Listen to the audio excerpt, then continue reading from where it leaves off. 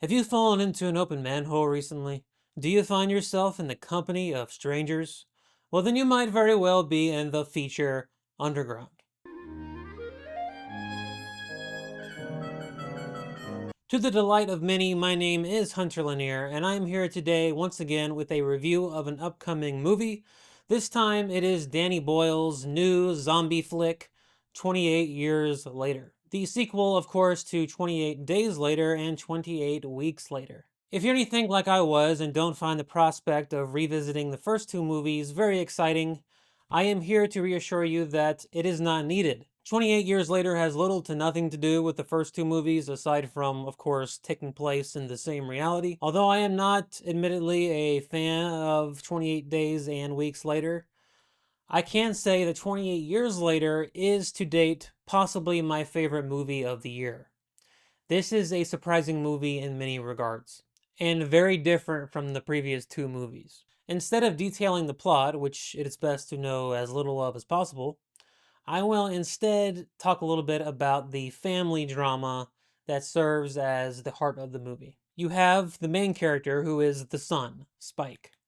And Spike's father, played by Aaron Taylor-Johnson, is a gruff, hard-drinking man, shaped with hard edges by the unforgiving world he lives in, but who still very much loves his son.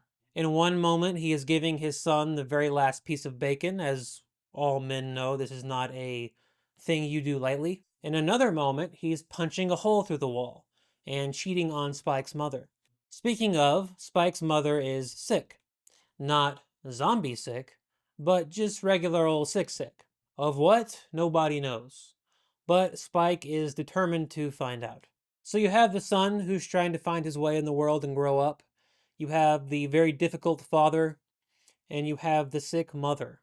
This familiar family dynamic in an unfamiliar world serves as the movie's foundation. One of the reasons I don't want to get into the plot, even the early plot, is that one of the film's strengths is its fluidity, both in terms of its plot structure and its tone. It's one thing to be unpredictable, which this movie is, but it's another thing entirely for a story to feel this free, like it can go anywhere. The plot structure reminded me of actually the Yogi Berra quote: when you come to a fork in the road, you take it. That, I think, is the best way to describe the experience of watching this movie. Although when it's over and you turn around and you look back, the path traveled is very well defined. Tonally, you can say the same thing. The tone is all over the place. The tone takes every fork in the road. With some movies, this can be a bad thing, but only due to a lack of commitment or confidence. 28 Years Later proceeds in all of its tonal directions with absolute confidence.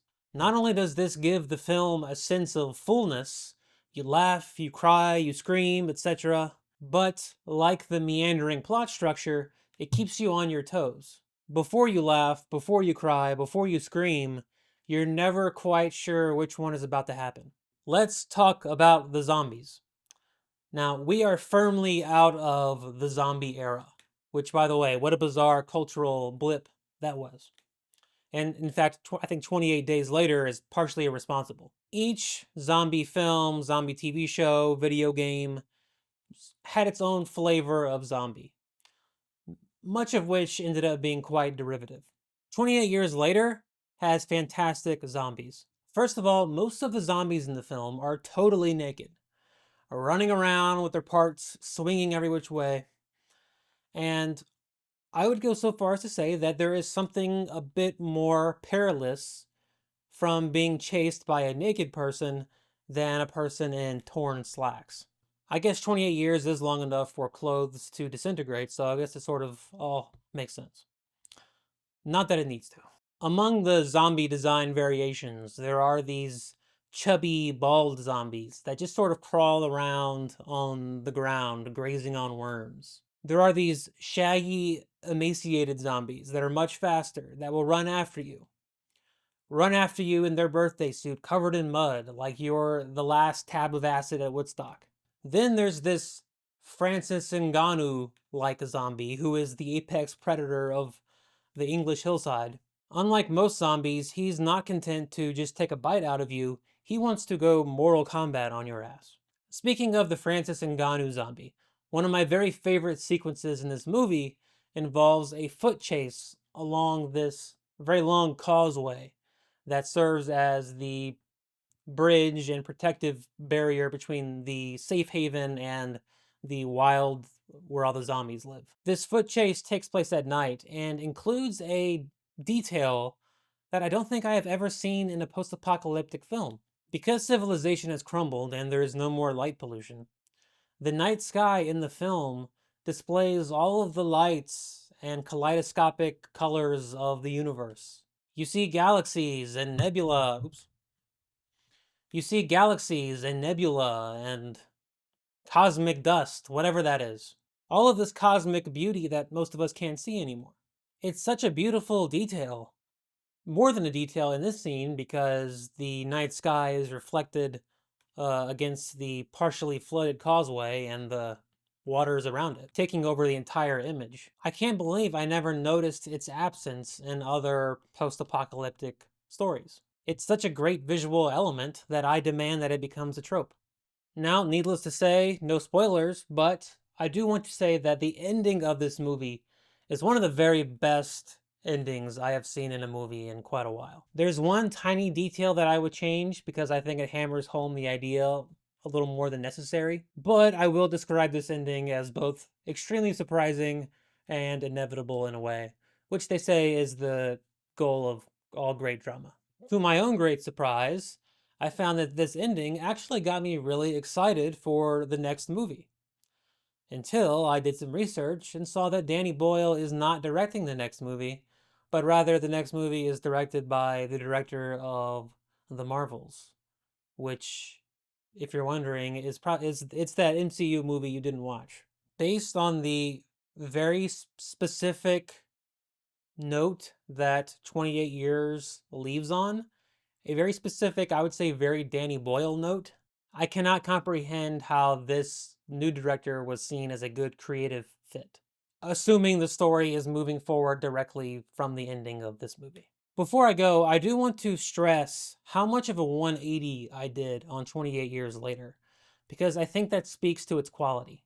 This was not a movie I was going into prepared to like it. I am not a fan of the first two movies. I am not a fan of Danny Boyle's style. His movies have always seemed to me to have that 90s skateboarding home video aesthetic, which just does not appeal to my tastes.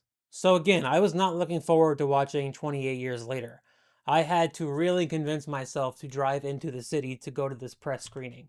Now, the film still very much has a very recognizable Danny Boyle style. And I still can't say it always works for me, especially in the beginning of the movie. I wasn't quite on board yet.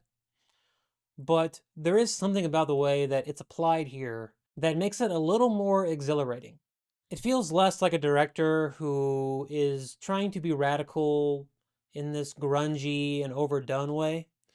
It feels more like Boyle has recalibrated his visual instincts just slightly enough to change their tenor to be more joyous and playful.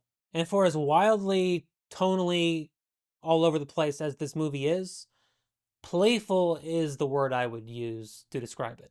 Well, those are all my thoughts on 28 Years Later. Now is the time for you to let me know your thoughts on my thoughts. Next up, I will be reviewing the Brad Pitt vehicle, pun very much intended, F1, which I have already seen. In fact, I saw it the day before I saw 28 Years Later.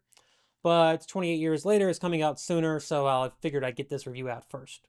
But my F1 review will be coming out at least before next Tuesday. Until then, I leave you and I leave all of those zombies currently buried, considering infesting the world, with this pivotal piece of knowledge that every day underground is a good day.